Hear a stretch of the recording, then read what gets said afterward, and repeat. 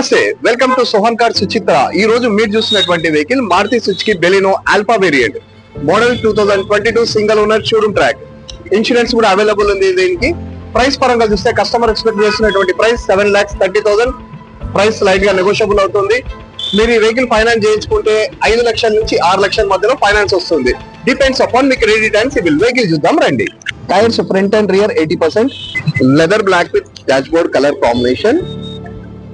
ఇది rear seating section చాలా neat గా ఉంది. Rear AC, well maintained dash board,